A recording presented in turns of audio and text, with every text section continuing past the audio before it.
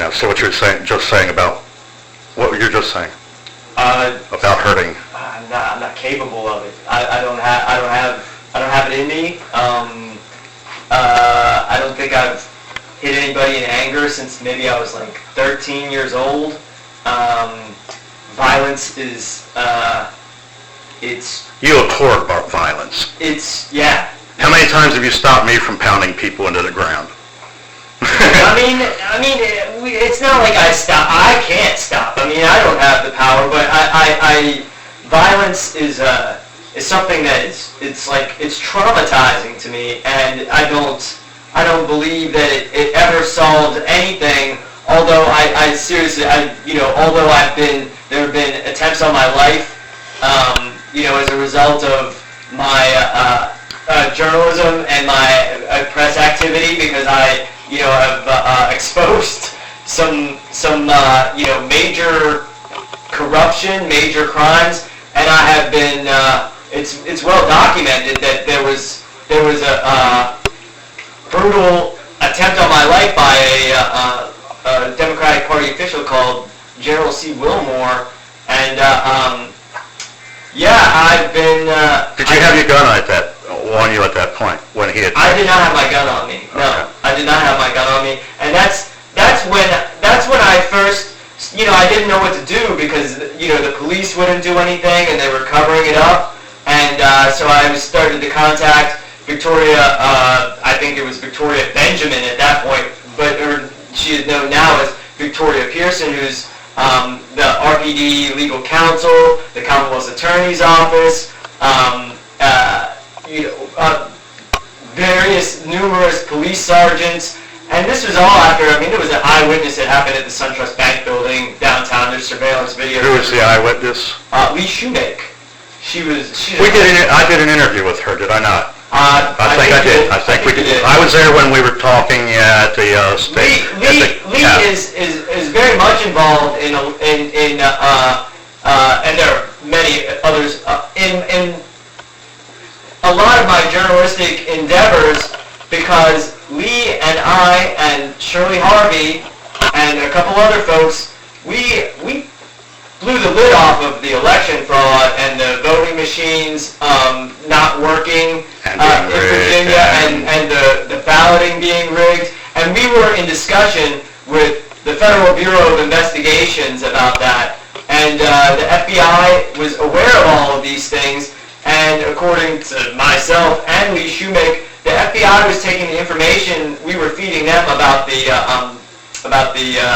election fraud, the ballot rigging, and just that everything about the elections in the city of Richmond was fixed and rigged and not the way it was supposed to go under the law. And according to Lee Shoemake, the FBI agent, Cameron Fricks, was taking the information from us and going directly and giving it to the government officials who were actually carrying out the crimes.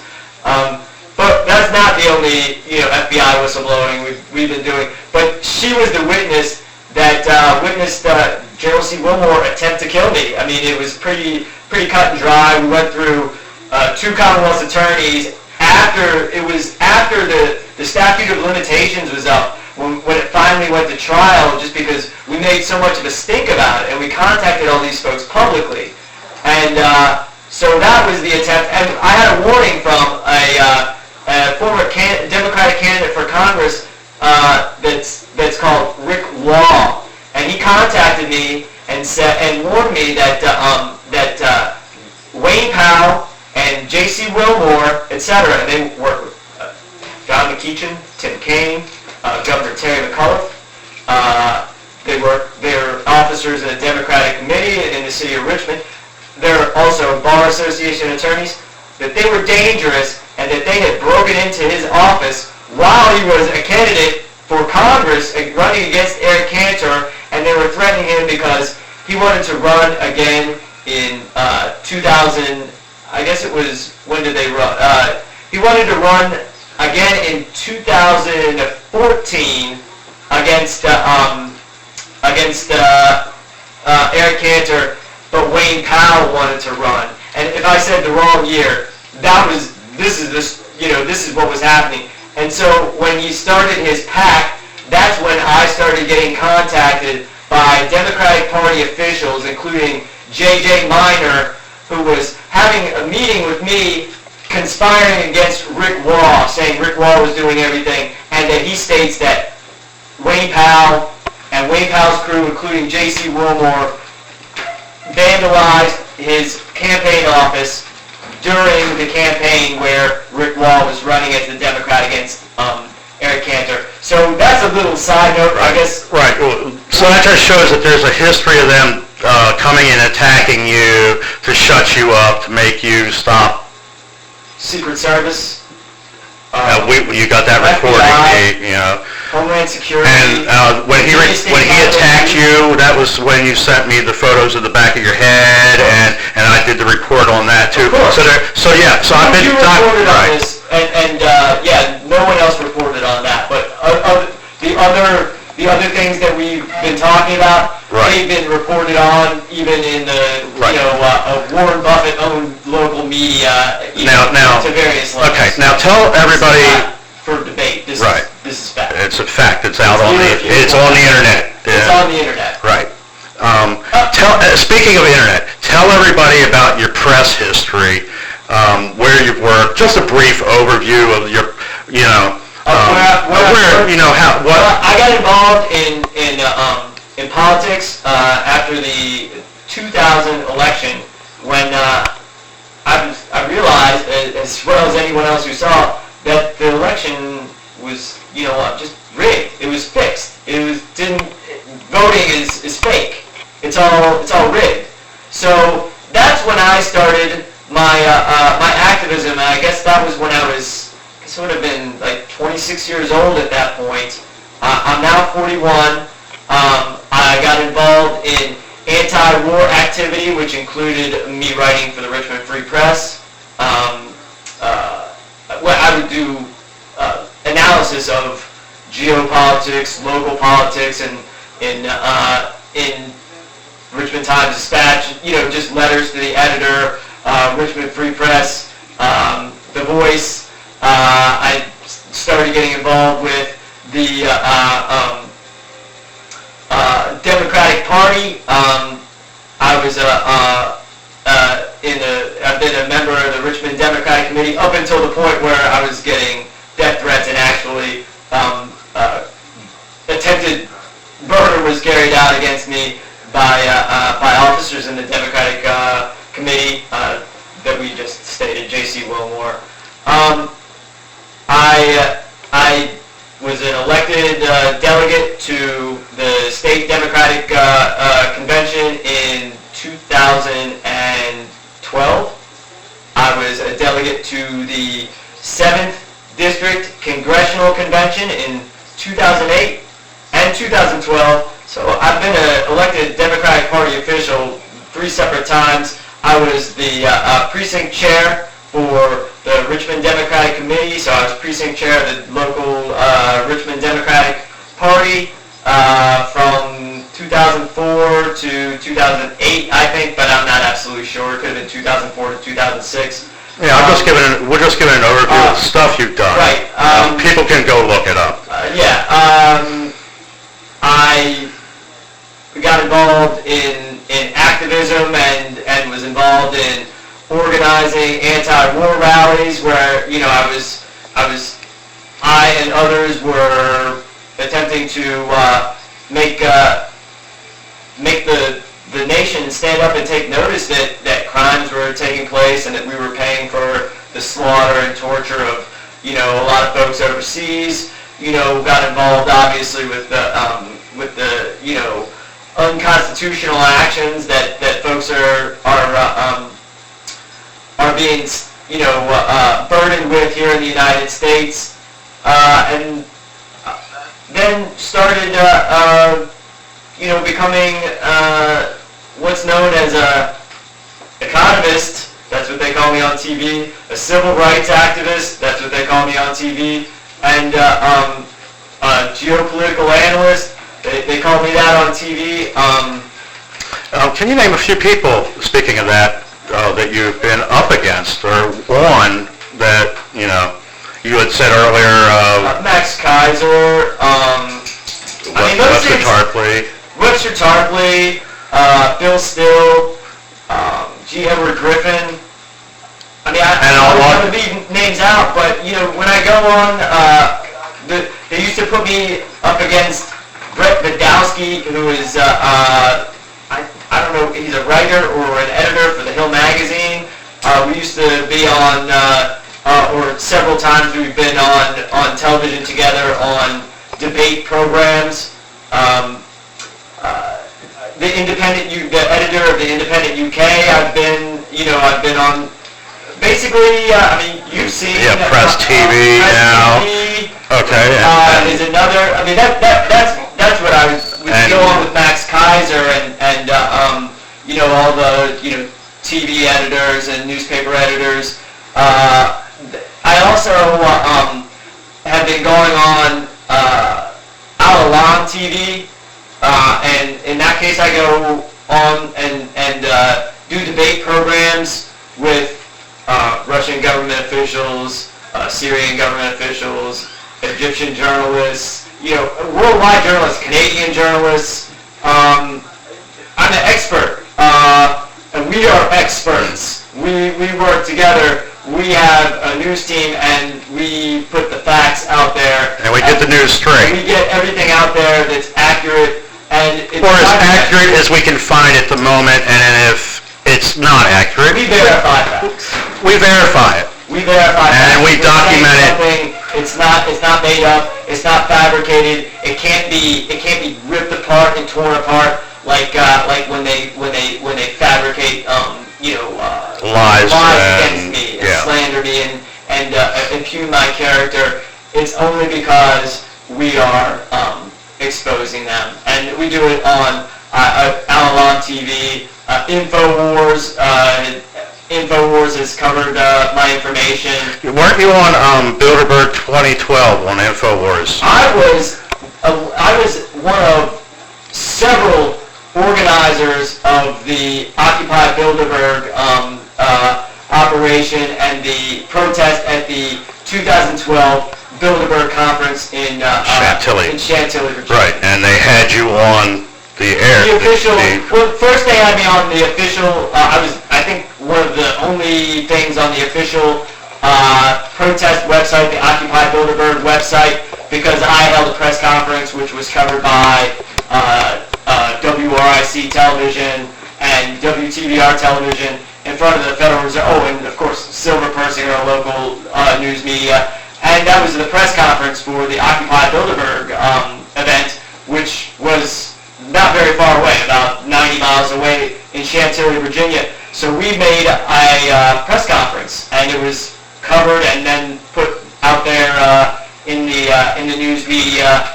And I was live on the air at Infowars.com during the Bilderberg conference, and the dog is getting into trouble. Anyway, all right, back to where we're at. Hey, Max. Yes, the Bilderberg conference, we definitely were a presence that was noticed and was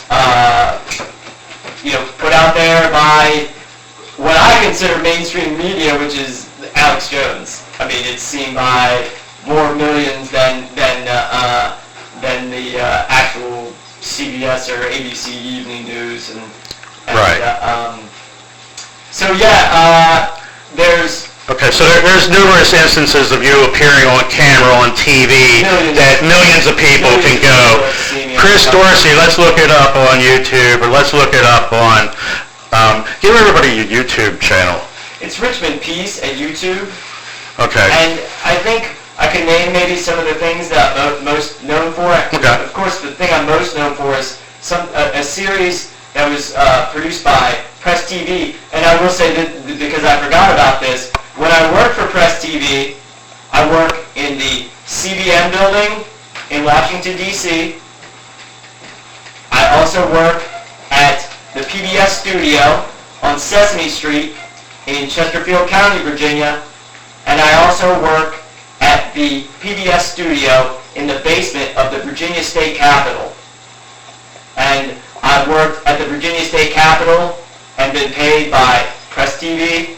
I don't make much money, but this Doesn't matter about for work. Right. I'm an independent contractor. I'm a press journalist. And I work for DreamWorks. Yeah, go about that for a little. Tell me a little bit I about work that. at the Virginia State Capitol. I work there every day. Folks there, they all know me. They knew me at the time. All the Capitol Police knew me. Now I had just at that point when I was working on the movie began to be set up and terrorized by the Virginia State Capitol Police and the Federal Reserve Bank Police, the Federal Reserve Bank of Richmond Police. And when we were, just to touch back on when we were showing the election fraud, whenever I would attempt to contact state elections officials, I would get threatening phone calls, or at least I got one threatening phone call threatening to arrest me for simply asking questions of Chris Piper, who's the manager of Virginia elections. And who did that was Virginia State Capitol Police Officer Ed Blackchick. But this is all James Lane, who is in charge of all of this harassment. Isn't that a video of you going in to them on YouTube where they threw you out? That was a meeting I was invited to where they were having so problems. So it's on YouTube of of a lot of the stuff you're saying and all that. Anybody has electoral boards Dabney goes psycho when shown election fraud. Well, I'm doing this to show people. You say something and then you put it out there, and it has 11,000 views, and it has multiple folks have made their own video off of that. That's just what's on my page. It's on countless blogs because it really documents because it's news and that there were 15,000 missing votes in the 2012 election from just the city of Richmond. And then just this previous election, I called them on the news going 0 votes came in, but here's the winners. When there's 0% of precincts voting. Yes. Yeah, it's like it's like there it is. Thing with the computer glitches and now all the computers that we were talking about. I was talking about in the Democratic Committee meeting in 2004 when those who were running the Democratic Committee at that time put the voting machines into place in the city because this is a Democratic-run city, Democratic Party. It doesn't matter. The Republicans, they do the same thing. Yeah. Their jurisdiction. It's hard to tell. It doesn't matter. Wherever there's... Well, someone take off the one shirt, put the other shirt on, and then switch back and forth. So we know this. But the point overarching over all of that is that voting is all fake. Yeah, exactly. Because again, we documented not only that the city of Richmond in 2012 had 5 entire precincts that were reporting 0 votes 8 days after the election, which is a violation of the law. We have the manager of Virginia elections admitting that is, and then we have emails between he and Kirk Showalter, who's the registrar, covering this stuff up. I think I got that in a report somewhere too. Yeah, we've got it everywhere. Yeah, so it's like, look it up, people. An attorney I was recently talking to asked me about that. Oh, why didn't you send that to me? I said, it's everywhere. 10,000 people have seen the proof of this just on the video, and the emails, it would be put on every day. It would be put on comments on the Times-Dispatch, and it's irrefutable. It's irrefutable. Right. And one of these folks who has played a part in threatening to arrest me. There is another incident, where the Democratic Committee folks, they threatened me very overtly, and one of the individuals who did that was Jim Nachman, and I saw him drunk, very drunk, at a place called On the Rocks in Shockoe Bottom several weeks ago, and he stopped me on the street as I was walking down the sidewalk, and he had, the last times I had seen him, he'd either attempted to get me set up by the police or was, directly threatening me and involved with others who were directly attacking and attempting to kill me. At least he was the string puller still in the Democratic committee. He ran for Congress too. He also is a lawyer. And he tells me we're going to go after the evil registrar, because now at this point they can't deny all the election fraud because all the machines have been decertified because they're fraudulent. Yeah, they're fraudulent. Yeah, and they come in with votes already in them. Right. Yeah. They're so obviously hacked, and it's proven in every sort of way. That's another thing I'm an expert on, is different ways to hack a voting machine and how voting fraud operates. Well, I also put up the article with them admitting in Congress that they're hacked. They're hacked. They're easy to hack. And Yeah. I'll speak for myself. Before I became an expert, for those in the know, they knew it the whole time. Everyone knew that there were hacks. The state of Maryland... That's all right. I don't vote anyway because I already knew it was a fraud. Right, I knew it was a fraud in high school or before high school. It's so overtly a fraud that it's laughable that folks think that it'll work. That it's real in any way. That anything counts in any way. So, and then it was stated to him that he's the one that put Kurt Showalter in place, and she's the one that pulls the strings and does the dirty work to get the folks that they want elected into office. And when I say they, I mean the Richmond Democratic Committee and the local, the powers that be that use the Democratic Committee as a front. Correct. So I'm well known. It's been well known that folks frame me for stuff all the time, and that's why I carry my video camera and my prop pistol around. I would never shoot anybody. Really, no matter what the circumstances are, I run away from any sort of physical confrontation, but I do not run away from, looking at someone face to face in the eye and telling them, you've done something wrong, this is not the way things operate or the way things must operate in the United States. This is wrong, and it's immoral, and it's illegal. It's ungodly, and it's immoral, and it's an affront before it's an affront before God. Right. Now, we've been on Press TV, and we were covering the brutality and stuff of the police around here too, weren't we? Yes. Now, why would we have to? Where was that broadcast from? Because I know. Studio B is what we call it. Oh no, Studio A. This is Studio B, and this is in our home in a neighborhood in this is where I reside in a neighborhood in South Richmond. Glenn resides or lives or gets his mail or whatever you call it in the same neighborhood. I inhabit the same neighborhood. I inhabit mostly in this, and it was at your house, at your studio. Right. That's where all these international media outlets contact me, and I don't have any money because I'm not corruptible. I could have been a big muckety-muck in the Democratic committee. They attempted to buy me out, and when they couldn't buy me out, they started threatening me, and then they started attacking me, and then they started attempting to kill me.